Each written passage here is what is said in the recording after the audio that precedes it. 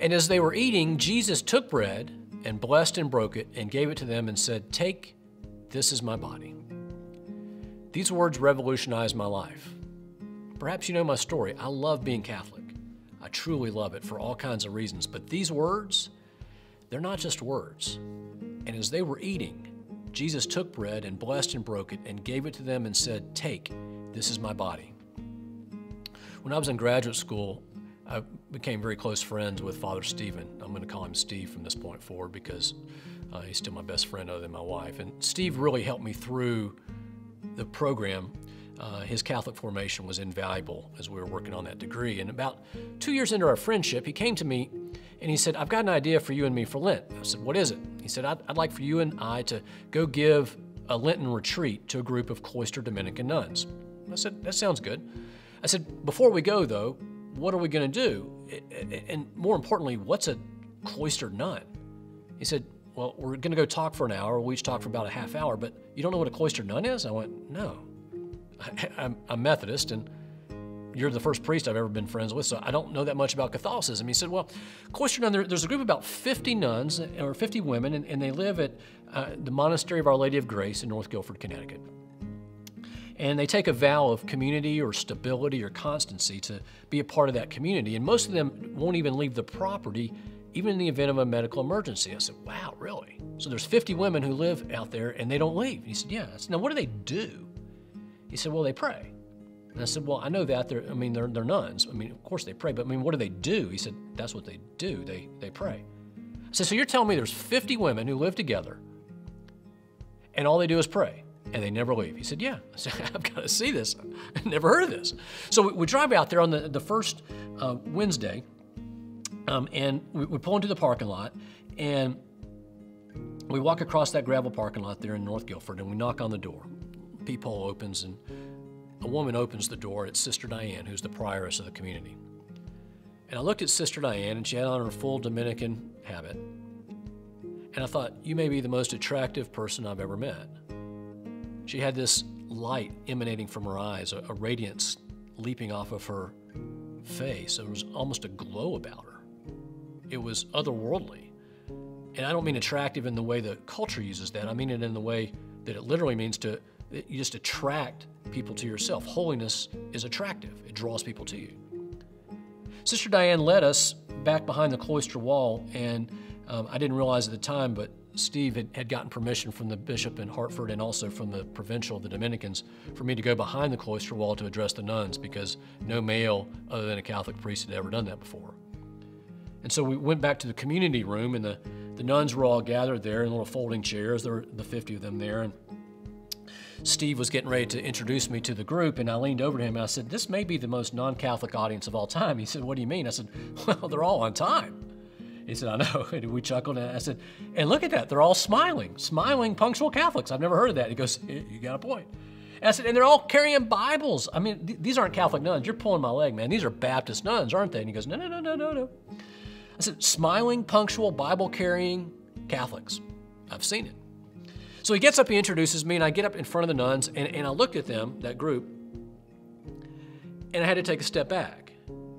Because as I looked at their faces, I realized that almost all of them had that same radiance and light, attractiveness that Sister Diane did.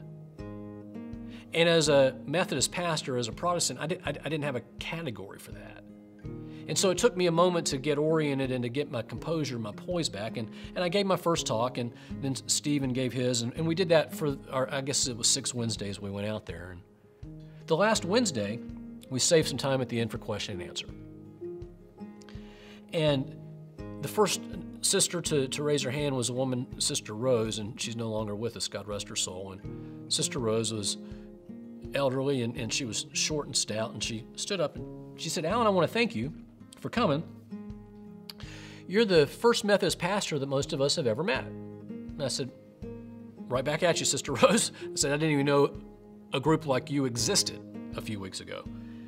She said, "And so I want to thank you, and I also want to tell you, after listening to you for these past 6 weeks, you sound really Catholic." And I said, "Well, thank you. I guess that's coming from a nun. That's a compliment."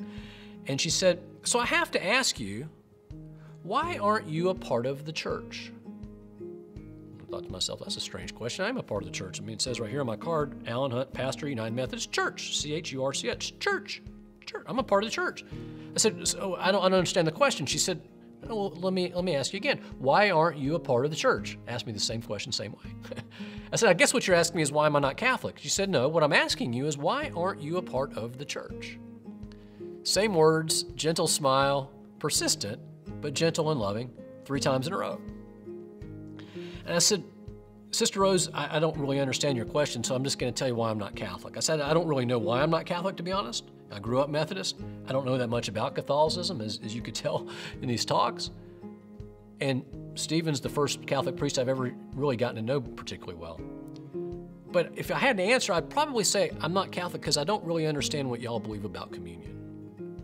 So for me, it's just obvious that the bread and the wine, or the bread and the juice, because as Methodists we use juice rather than wine, they're symbols. They're special, they're important, they're holy, but to somehow believe that they're miraculously transformed mysteriously into the body and blood of Jesus, literally, that just doesn't make sense to me. I said, so I love you and I respect you, and this has been an incredibly enriching 6 weeks for me, but I'd have to say that's probably why I'm not Catholic. She said, okay. She said, you got your Bible? And I said, yes, ma'am. She said, and you and Father Stephen are becoming Bible scholars, right? And I said, yes, ma'am. She said, would you open to 1 Corinthians chapter 11, verses 23 to 26? And I said, yes, ma'am. And she said, would you like to read those words aloud, or shall I? I said, you know what, Sister Rose, you're doing a great job. You go ahead. And so she said, these are the words from St. Paul as he wrote to the church, in the Corinthians in the church there in Corinth.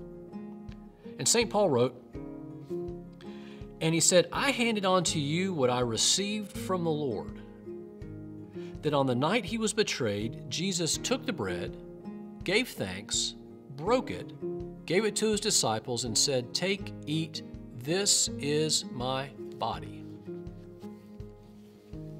And then Sister Rose closed her Bible and she said, Alan, what don't you understand? And all the nuns and sisters giggled, and we had a little bit of a laugh. And I wish I could say that at that moment the heavens opened and God called me into the Catholic Church, but that's not what happened. Although looking back now, 14, 15 years later, I do see, or no, 17 years later, the hand of God did come down and plant a little seed about the size of a mustard seed in the back of my soul that eventually did draw me home into the one holy Catholic and Apostolic Church. Because these words are who we are. These words are who we are. We are the people of the Eucharist.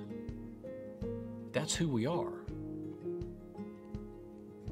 I was in Mrs. Blythe's class, 2nd grade, when my parents picked me up from school early. I knew something was up because my parents never checked me out of school early, and a messenger came from the principal's office and called me down to the office, and Mom signed us out, and we walked out to the car, and I saw my dad in the front seat wearing a suit, and my brother, James, 6 years older than I, in 8th grade, wearing a coat and tie, and on my seat in the back seat there was a little jacket and a tie, and Mom said, put that on and just be quiet.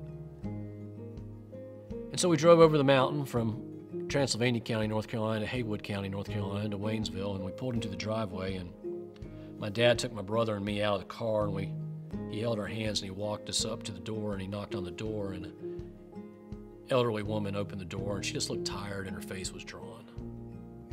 And my dad said, is he ready? And she said, yeah, he's ready. So my mom followed the woman, and they went into the kitchen, and my dad took my brother and me, and we walked down the hall to the second door on the right. And my dad gently opened the door, and we walked into that little bedroom, and my dad dropped our hands, and he walked out and he closed the door. And so James and I, my brother and I, are there, and we're looking at the bed, and lying on the bed is a man who a few years before had been 6 feet tall, 180 pounds, big square jaw and a bold, booming voice.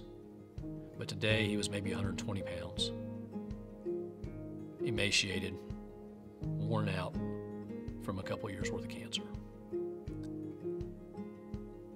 And he looked at us in his weary eyes, and he said, are you ready? And we said, yeah, we're ready. He said, no, are you ready? And we said, yes, sir, we're ready. He said, are you ready? And we said, yeah, we're ready, sir. He said, get a pencil and some paper and write this down. So we looked around the room and we found some pencils and pieces of paper, and we said, okay. And we looked at him and we leaned over and he said, are you ready? We said, yes. He said, write this down. We said, yes, sir. And he pushed himself up on his elbows, and he looked us in the eye, and he said, always remember who you are. Always remember who you are. I remember that because I wrote it down as a second grader, and I wrote it down, and I still have it with me, and I keep it in my Bible so I can always refer back to it. Because those were the last words my grandfather ever said to me. Always remember who you are. The gospel reading today says, as they were eating, Jesus took bread and blessed and broke it and gave it to them and said, take, this is my body. I love being Catholic, and Corpus Christi is one of the big reasons why. Because this is who we are. We are the people of the Eucharist. Always remember